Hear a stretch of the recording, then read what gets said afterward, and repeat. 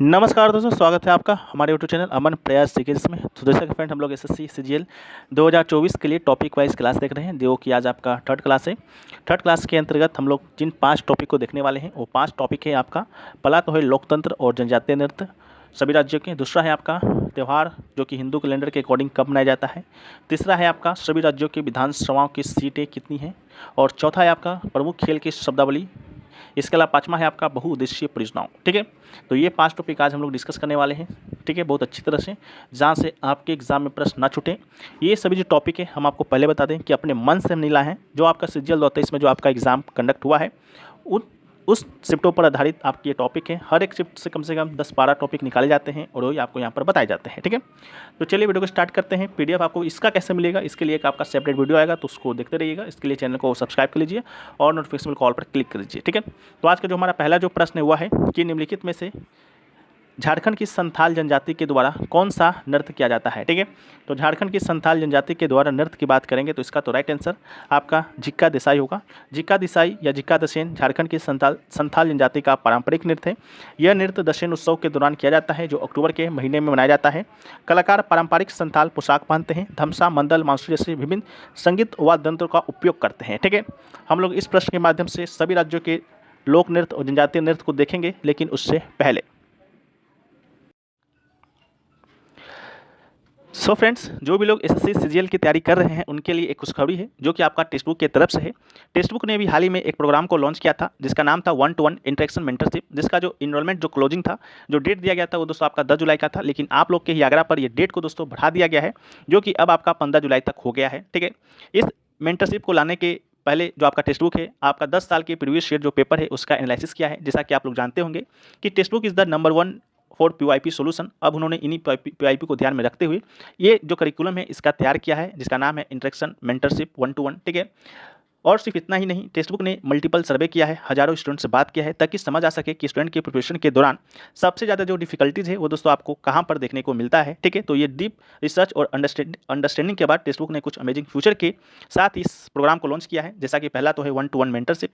आपको एक इसमें पर्सनल एडवाइजर मिलेगा, जो कि 10 बजे सुबह से लेकर 10 बजे रात तक आप उनको कॉल कर सकते हैं, चैट कर सकते हैं, ईमेल के थ्रू अवेलेबल रहेंगे। वो कोई भी क्यूरी होगा या एडवाइस होंगे उससे आप ले सकते हैं। ठीक है, दूसरा है आपका Google Meet for faculty guidelines. ठीक है, इसमें आपको टॉप फैकल्टीज़ के साथ डायरेक्ट आप गाइडेंस ले सकते हैं। तीसरा है वीकली प्रोग्रेस अपडेट। ठीक है, वहाँ पर आपको वीकली प्रोग्रेस रिपोर्ट मिलेगा कि आप यहाँ पर कहाँ स्टैंड करते हैं। चौथा है आपका टॉपर्स इंटरेक्शन सेशन, जहाँ पर आप टॉपर्स के साथ इंटरेक्ट हो सकते हैं, उनका स्टडी जान सकते हैं।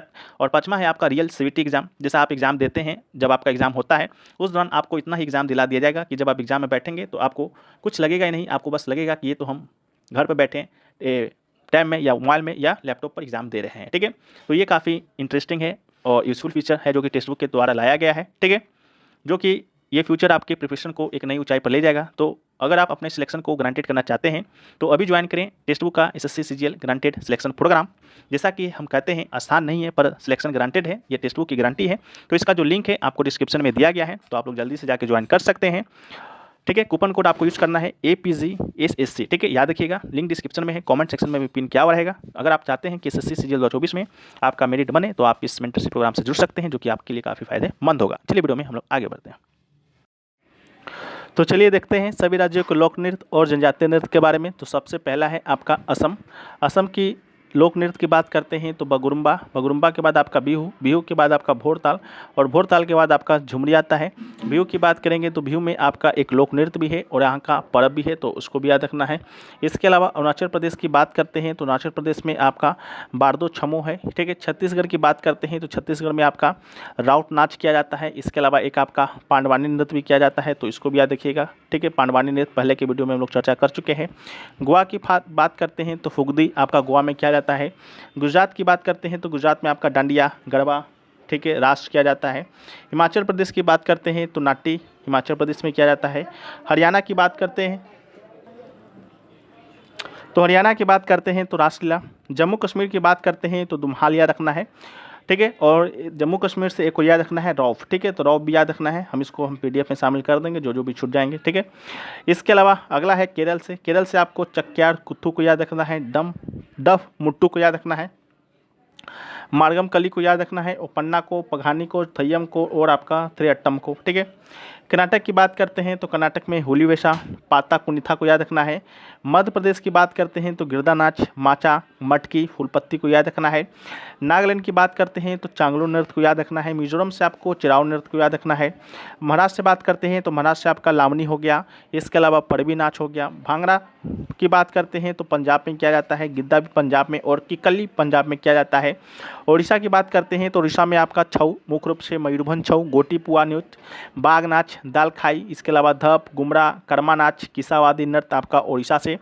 पुडुचेरी की बात करते हैं तो पुडुचेरी में आपका गर्दी नृत्य किया जाता है। राजस्थान की बात करते हैं तो घूमर, इसके अलावा कालबेलिया, इसके अलावा कच्ची घोड़ी नृत्य किया जाता है। तमिलनाडु की बात करते हैं तो परायट्टम, इसके अलावा कारगाट्टम, कोलट्टम, मयिलट्टम, इसके अलावा पपुअट्टम, ओइलट्टम, पुलियाट्टम, पोइकल, कुदुराई, ओट्टम और थिरुकुदी। इसके अलावा त्रिपुरा की बात करते हैं तो होजगिरी नृत्य किया जाता है। उत्तर प्रदेश से आपको मयूरनाथ चारुकल को याद रखना है। इसके अलावा पश्चिम बंगाल से बात करते हैं तो गंभीरा को, इसके अलावा अलकप को, इसके अलावा दोमनी को और सिक्किम से याद रखना है सिंघी नाच को। तो इसको भी आप लोग याद रखिएगा। ठीक है। ये सभी नृत्य आपके एग्जाम में पूछे जा चुके हैं। अगला जो नृत्य है वो है, अगला जो प्रश्न है वह है कि नाग पंचमी हिंदू कैलेंडर के अनुसार किस महीने में मनाया जाता है। तो नाग पंचमी की बात करते हैं तो नाग पंचमी का राइट आंसर तो ऑप्शन नंबर 3 श्रावण मास होगा। ठीक है। पहले हम लोग नाग पंचमी के बारे में देखते हैं, इसके बाद सभी त्योहारों को देखेंगे कि हिंदू कैलेंडर के अकॉर्डिंग किस महीने में मनाया जाता है। तो नाग पंचमी की बात करते हैं तो नागों की पूजा को समर्पित एक हिंदू त्यौहार है जो कि श्रावण माह के शुक्ल पक्ष के 5वें दिन मनाया जाता है। इसके अलावा यह त्यौहार भारत के विभिन्न हिस्सों में मनाया जाता है, खासकर महाराष्ट्र, कर्नाटक, पश्चिम बंगाल, उत्तर प्रदेश जैसे राज्यों में। और ऐसा माना जाता है कि इस दिन नागों की पूजा करने से परिवार में सौभाग्य और समृद्धि आती है। लोग सांपों की मूर्तियों पर दूध, फल और मिठाई चढ़ाते हैं और नागाओं यानी कि नाग देवताओं को समर्पित मंदिरों में भी जाते हैं। इसके अलावा पश्चिम बंगाल में यह त्यौहार मनसा पूजा के नाम से जाना जाता है जो सांपों की देवी मनसा देवी को समर्पित है। ठीक है। अब हम लोग बात करते हैं विभिन्न त्योहारों के बारे में जो कि आपके हिंदू कैलेंडर के अकॉर्डिंग कब बनाया जाता है, जो आपके एग्जाम में पूछा जा चुका है और जो पूछे जाने की संभावनाएं प्रबल है। ठीक है। तो सबसे पहले हम लोग देखते हैं दिवाली को।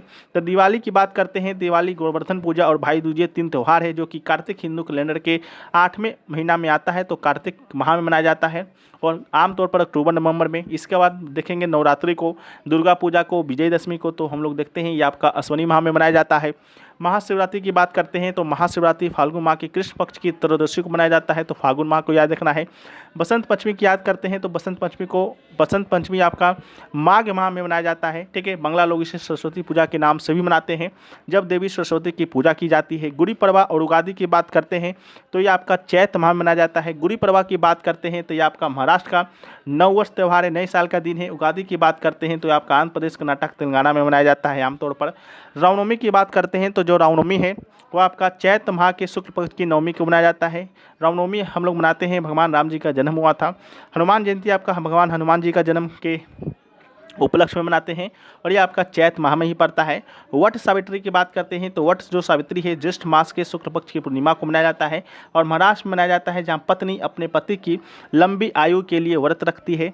इसके अलावा अगला है गुरु पूर्णिमा। गुरु पूर्णिमा की बात करते हैं तो ऋषि वेदव्यास जी का जन्म हुआ था, अपने गुरु की पूजा करके मनाया जाता है आषाढ़ माह में। ठीक है। रक्षाबंधन की बात करते हैं तो भाई बहन का त्यौहार है, श्रावण माह में मनाया जाता है। जन्माष्टमी की बात करते हैं तो भाद्रपद माह में मनाया जाता है, भगवान कृष्ण जी का जन्म हुआ था। गणेश चतुर्थी की बात करते हैं तो भाद्रपद माह में ही मनाया जाता है शुक्ल पक्ष की चतुर्थी को। नवरात्रि की बात करते हैं तो अश्विनी माह के शुक्ल पक्ष की प्रतिपदा को। दशहरा विजयदशमी की बात करते हैं तो अश्विनी माह के शुक्ल पक्ष की दशमी को। दीपावली की बात करते हैं तो कार्तिक अमावस्या के दिन मनाया जाता है। यम द्वितीया या भाई दूज की बात करते हैं तो ये भी आपका कार्तिक शुक्ल पक्ष द्वितीया को मनाया जाता है। कार्तिक पूर्णिमा या त्रिपुरी पूर्णिमा की बात करते हैं तो ये आपका कार्तिक माह में। छठ पूजा की बात करते हैं तो ये आपका भाद्रपद कृष्ण षष्ठी को मनाया जाता है। ठीक है। इसके अलावा एक आपका है गंगा दशहरा। गंगा दशहरा की बात करते हैं तो आपका ज्येष्ठ के 10वें उज्ज्वल चंद्र दिवस में मनाया जाता है। गंगा दशहरा हिंदुओं का प्रमुख त्यौहार है। इस दिन देवी गंगा का जन्म धरती पर हुआ था और ज्येष्ठ शुक्ल पक्ष के 10वें दिन को दशमी दशहरा के नाम से जाना जाता है। तो इन सभी को याद रखिएगा। जो भी प्रश्न आपके यहाँ से रिलेटेड आएंगे यहीं से पूछे जाएंगे, इसके अलावा और भी कोई प्रश्न नहीं पूछा जाएगा। अगर बाय द चांस जाता है तो उसको भी यहाँ पर ऐड किया जाएगा। ठीक है। नेक्स्ट क्वेश्चन पूछा गया कि तेलंगाना विधानसभा में कितने मनोनीत सदस्य हैं। मनोनीत सदस्य की बात करते हैं तो इसका राइट आंसर आपका 1 हो जाएगा, ऑप्शन नंबर 1। ठीक है। तेलंगाना की विधानसभा में कुल 120 सदस्य हैं जिसमें से 119 आपका निर्वाचित है और 1 आपका मनोनीत है। इसके अलावा राज्य का जो विधानसभा होता है, ठीक है, उसमें 500 से अधिक सदस्य नहीं होने चाहिए और कम से कम 60 सदस्य से कम भी नहीं होने चाहिए।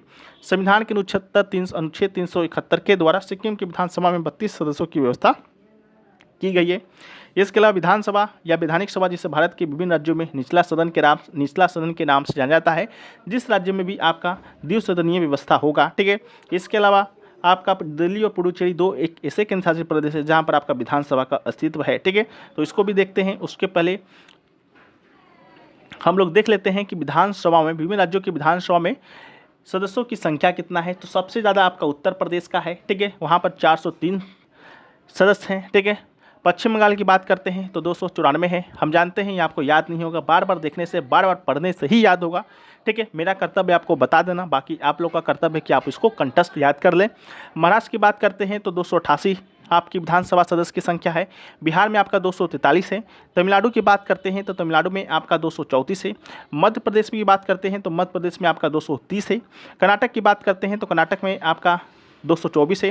राजस्थान में आपका 200 है। गुजरात की बात करते हैं तो 182 है। आंध्र प्रदेश की बात करते हैं तो 175 है और एक आपका मनोनीत है। उड़ीसा की बात करते हैं तो ये आपका 147 सदस्य है। केरल की बात करते हैं तो आपका 140 है। असम की बात करते हैं तो असम में 126 विधानसभा के सदस्य हैं। तेलंगाना की बात करते हैं तो 119। पंजाब की बात करते हैं तो 117। यहाँ पर अभी हाल ही में चुनाव हुआ था और आम आदमी पार्टी ने 91+ सीट पर हासिल किया था जीत। छत्तीसगढ़ में आपका 90, हरियाणा में 90, तो छत्तीसगढ़ हरियाणा को साथ में याद रखना है, 90-90। झारखंड की बात करते हैं तो 81। उत्तराखंड की बात करते हैं तो 70। इसके अलावा दिल्ली की बात करते हैं तो 70 है। हिमाचल प्रदेश में आपका 68 है और अरुणाचल प्रदेश में आपका 68 है। तो उत्तराखंड, दिल्ली को भी साथ में याद रखना है, 70-70 को, ठीक है। इसके अलावा मणिपुर से याद रखना है, मणिपुर, मेघालय, नागालैंड और त्रिपुरा, 4 राज्यों को याद रखना है यहाँ, क्योंकि यहाँ पर 60 सदस्य हैं, ठीक है। गोवा में आपका 40 है, मिजोरम में आपका 40 है, सिक्किम में 32 है और पुडुचेरी की बात करते हैं तो वहाँ पर आपका 30 है, ठीक है। ये तो आपका विधानसभाओं में सदस्यों की संख्या था। लेकिन आपको बता दें कि 6 राज्यों में आपका विधान परिषद भी है, ठीक है। वो 6 राज्य पहले तो देखिए, उत्तर प्रदेश है, महाराष्ट्र है, बिहार है, कर्नाटक है, आंध्र प्रदेश है और तेलंगाना है, ठीक है।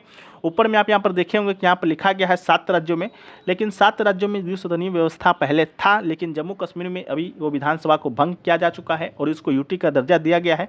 जब फिर से आपका वो बनेगा तो इसको PDF में आपको अपडेट कर दिया जाएगा, ठीक है। तो उसके लिए चिंता नहीं लेना है।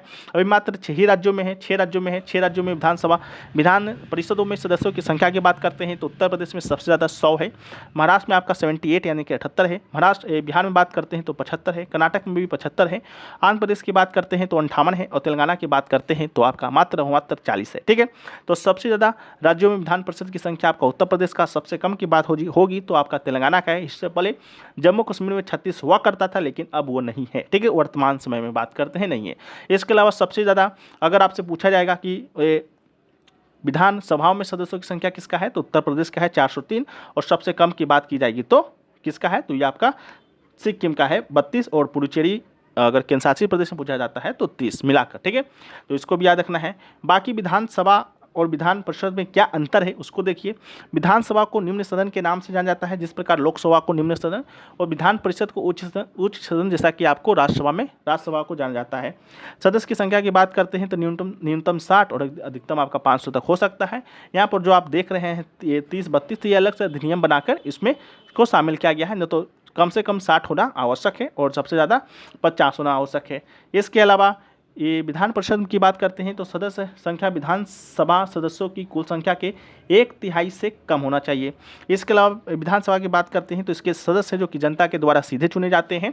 लेकिन विधान परिषद की बात करते हैं तो इसमें 1/3 विधानसभा के सदस्यों के द्वारा, 1/3 सदस्य स्थानीय निकायों के प्रतिनिधि के द्वारा और 1/12 है वो आपका सदस्य चुने जाते हैं शिक्षकों के द्वारा और 1/12 सदस्य स्नातकों के द्वारा चुने जाते हैं। तो इसको याद रखना है।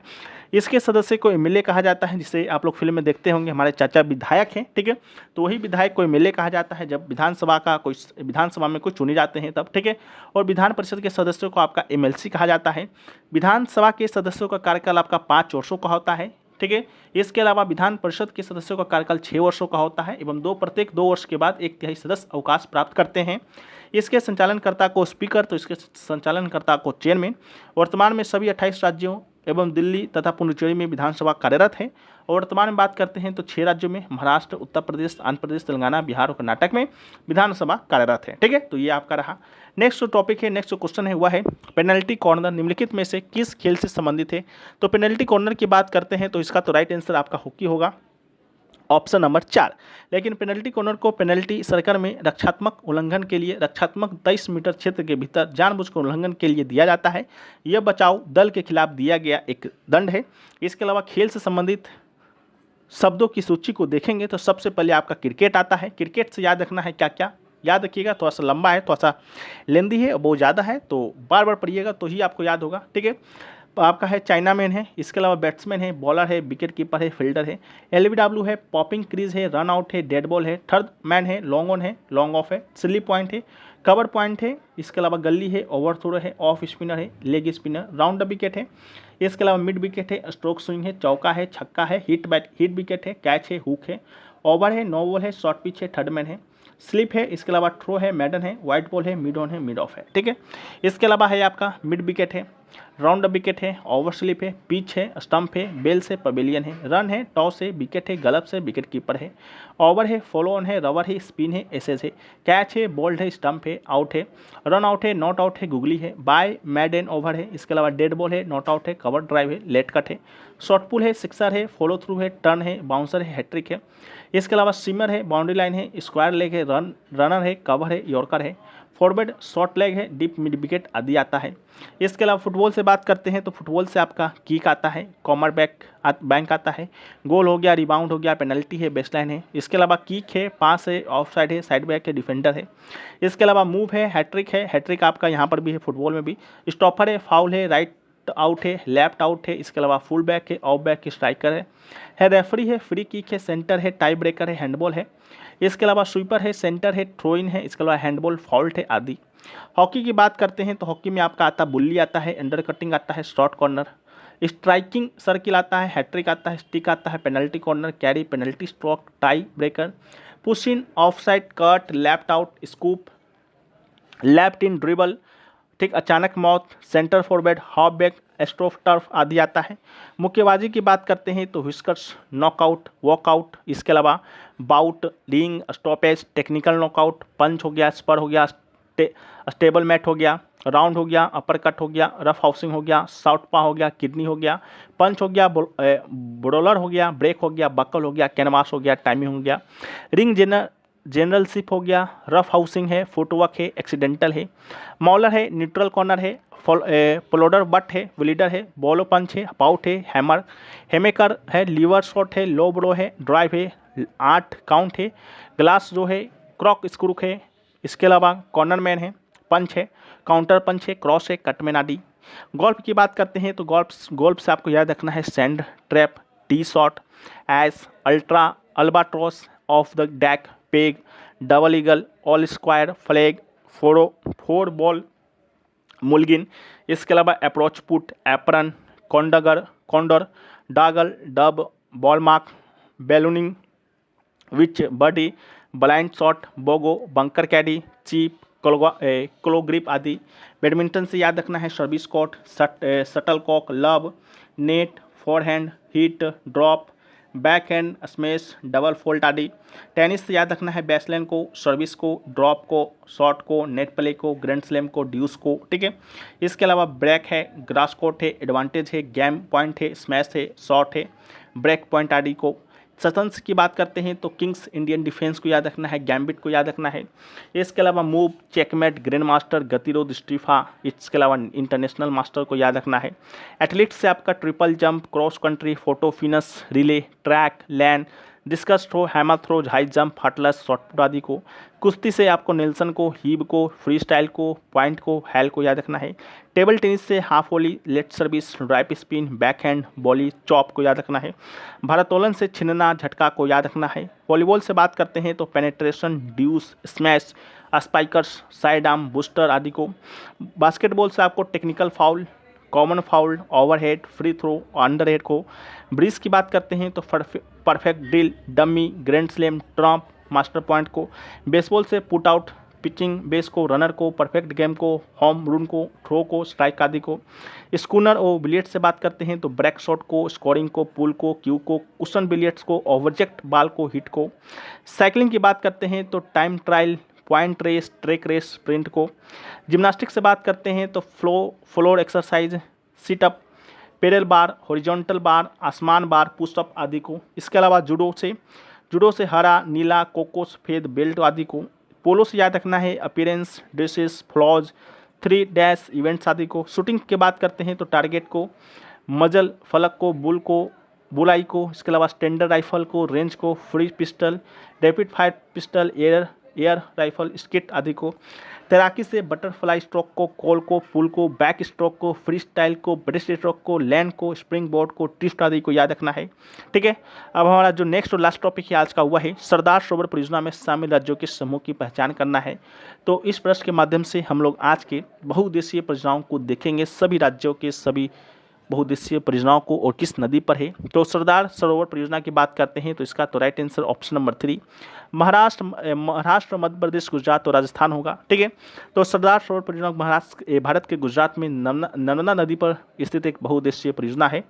इस परियोजना का लक्ष्य कई राज्यों को सिंचाई, पीने का पानी उपलब्ध कराना, पन बिजली उत्पन्न करना है। सरदार सरोवर परियोजना में शामिल राज्यों के समूह में महाराष्ट्र, मध्य प्रदेश, गुजरात, राजस्थान शामिल है। ठीक है, अब हम लोग बात कर लेते हैं बहुउद्देशीय परियोजना को। तो भारत के पहले प्रधानमंत्री जो हुए पंडित जवाहरलाल नेहरू ने बहुउद्देशीय नदी घाटी परियोजना को आधुनिक भारत का मंदिर कहा था। इसके अलावा बहुउद्देशीय नदी घाटी परियोजना का मकसद सिंचाई का प्रबंध, जल विद्युत का उत्पादन, बाढ़ नियंत्रण, पर्यावरण की रक्षा, अंतःस्थलीय नौ परिवहन का विकास, भू संरक्षण और मछली पालन का विकास। भारत की प्रमुख बहुउद्देशीय घाटी परियोजनाओं को बात करते हैं जो कि इस प्रकार है। पहला है आपका सरदार सरोवर परियोजना। सरदार सरोवर परियोजना जो कि नर्मदा नदी पर महाराष्ट्र, मध्य प्रदेश, गुजरात और राजस्थान इससे लाभान्वित होते हैं। भाखड़ा नागल परियोजना की बात करते हैं तो ये आपका सतलज नदी पर पंजाब, हरियाणा, हिमाचल प्रदेश, राजस्थान के लोग लाभान्वित होते हैं। व्यास परियोजना आपका व्यास नदी पर है, राजस्थान, पंजाब, हरियाणा, हिमाचल प्रदेश के लोग इससे लाभान्वित होते हैं। दामोदर परियोजना आपका दामोदर नदी पर वेस्ट बंगाल और झारखंड में है। हीराकुंड बांध परियोजना महानदी पर उड़ीसा राज्य में है। चंबल परियोजना आपका चंबल नदी पर राजस्थान, मध्य प्रदेश में है। तुंगभद्रा परियोजना आपका तुंगभद्रा नदी पर आंध्र प्रदेश और कर्नाटक में है। मयूराक्षी परियोजना की बात करते हैं तो मयूराक्षी नदी पर वेस्ट बंगाल में है। ठीक है, इसके अलावा नागा अर्जुन सागर परियोजना की बात करते हैं तो कृष्णा नदी पर आंध्र प्रदेश में है। कोसी परियोजना की बात करते हैं तो ये आपका कोसी नदी पर है, बिहार और नेपाल में है। गंडक नदी परियोजना की बात करते हैं तो गंडक नदी पर है और बिहार, नेपाल इससे लाभान्वित होता है। फरक्का परियोजना आपका गंगा और भागीरथी नदी पर है, पश्चिम बंगाल में स्थित है। काकरापारा परियोजना की बात करते हैं तो ताप्ती नदी पर गुजरात में है। तवा परियोजना की बात करते हैं तो तवा नदी पर मध्य प्रदेश में है। नागपुर शक्तिगिरी परियोजना की बात करते हैं तो आपका ये है कोढ़ी नदी पर है। ठीक है, कोढ़ी नदी पर है और महाराष्ट्र में स्थित है। इंदिरा गांधी नहर परियोजना की बात करते हैं तो सतलज नदी पर है, राजस्थान, पंजाब और हरियाणा इससे लाभान्वित होते हैं। उकाई परियोजना आपका ताप्ती नदी पर गुजरात में है। पयमापाद परियोजना आपका गोदावरी नदी पर कर्नाटक में है। ठीक है, इसके अलावा आपका है साल प्रभा नहीं है, ये आपका है माल प्रभा। ठीक है, माल प्रभा की बात करते हैं तो ये आपका माल प्रभा नदी पर है कर्नाटक में। महानदी डेल्टा परियोजना जो कि आपका महानदी पर है उड़ीसा राज्य में। रिहंद परियोजना की बात करते हैं तो रिहंद नदी पर उत्तर प्रदेश में है। कुंद्रा परियोजना की बात करते हैं तो कुंद्रा परियोजना आपका कुंद्रा नदी पर तमिलनाडु में है। दुर्गा बैराज परियोजना आपका दामोदर नदी पर वेस्ट बंगाल, झारखंड में है। दुर्गा बैराज परियोजना दामोदर नदी पर है, इसको भी याद रखना है। ठीक है, वेस्ट बंगाल, झारखंड पे गलत हो गया है। इडुक्की परियोजना आपका है पेरियार नदी पर केरल में है। टिहरी बांध परियोजना भागीरथी नदी पर है उत्तराखंड में। माटा टीला परियोजना है बेतवा नदी पर उत्तर प्रदेश, मध्य प्रदेश इससे लाभान्वित होता है। कोयना परियोजना कोयना नदी पर महाराष्ट्र में है। रामगंगा परियोजना रामगंगा नदी पर उत्तर प्रदेश में है। ठीक है, इसके अलावा है ऊपरी कृष्णा परियोजना की बात करते हैं तो कृष्णा नदी पर कर्नाटक में है। घाट प्रभा परियोजना घाट प्रभा नदी पर कर्नाटक में। भीमा परियोजना पमना नदी पर है महाराष्ट्र में। ठीक है, इसके अलावा आपका है भद्रा परियोजना जो कि भद्रा नदी पर है कर्नाटक में। जायक कुआरी परियोजना जो कि गोदावरी नदी पर है महाराष्ट्र में है। ठीक है, इसके अलावा जो है वह है रंजीत सागर बांध परियोजना रावी नदी पर पंजाब में। हिटकल परियोजना घाट प्रभा नदी पर कर्नाटक में। सतलज परियोजना चिनाब नदी पर जम्मू कश्मीर में। नाथपा झाकड़ी परियोजना सतलज नदी पर हिमाचल प्रदेश में। पनामा परियोजना पनामा नदी पर गुजरात में। कोल्डेम परियोजना सतलज नदी पर हिमाचल प्रदेश में। कांगसावती परियोजना कांगसावती नदी पर वेस्ट बंगाल में। पराम्बिकुलम अलियार परियोजना 8 छोटी नदियों पर बना है यह बांध और तमिलनाडु केरल में स्थित है। मुचकुंड परियोजना आपका मुचकुंड नदी पर है, उड़ीसा और आंध्र प्रदेश इससे लाभान्वित होता है। गिरना परियोजना गिरना नदी पर है, महाराष्ट्र में। शारदा परियोजना शारदा नदी गोमती नदी पर है, उत्तर प्रदेश में। पूर्णा परियोजना पूर्णा नदी पर, महाराष्ट्र में। बाड़गी परियोजना बाड़गी नदी पर है, मध्य प्रदेश में। हंसदेव बांगो परियोजना आपका हंसदेव नदी पर है, मध्य प्रदेश में। दंड करने परियोजना की बात करेंगे तो उड़ीसा मध्य प्रदेश में स्थित है, नदी का नाम अभी मालूम नहीं है। शरावती नदी पर है शरावती परियोजना और यह है आपका कर्नाटक में। पंचेत बांध है दामोदर नदी पर, झारखंड वेस्ट बंगाल में स्थित है। गंगा सागर परियोजना चंबल नदी पर है, मध्य प्रदेश में। बाण सागर परियोजना है सोन नदी पर, बिहार, उत्तर प्रदेश, मध्य प्रदेश इससे लाभान्वित होता है। नर्मदा सागर परियोजना नर्मदा नदी पर है, मध्य प्रदेश, गुजरात में। राणा प्रताप सागर परियोजना चंबल नदी पर, राजस्थान में। जवाहर सागर परियोजना चंबल नदी पर, राजस्थान में है। इसके अलावा सरहिंद परियोजना है, सरहिंद नहर परियोजना सतलज नदी पर, हरियाणा में। और है तुलबुल परियोजना झेलम नदी पर है, जम्मू कश्मीर में। तिलैया परियोजना जो कि बराकर नदी पर है, झारखंड में। और दुलहस्ती परियोजना जो कि चनाराम नदी पर है, जम्मू कश्मीर में। ठीक है, तो दोस्तों ये रहा आज के 5 टॉपिक। अगर आपको वीडियो थोड़ा सा भी पसंद आया है, वीडियो से लगता है कि हाँ मेरे एग्जाम में थोड़ा सा बेनिफिट होगा, तो वीडियो को लाइक कर देना है। चैनल पे आप अगर नए हैं चैनल को सब्सक्राइब कर दीजिए। अगर आप लोग सब्सक्राइब किए हुए हैं तो नोटिफिकेशन बेल कॉल पर क्लिक कर दीजिएगा। हो सके तो वीडियो को अधिक से अधिक शेयर कीजिएगा और कमेंट जरूर कीजिएगा। तो मिलते हैं हम लोग नेक्स्ट वीडियो में, जब तक के लिए जय हिंद।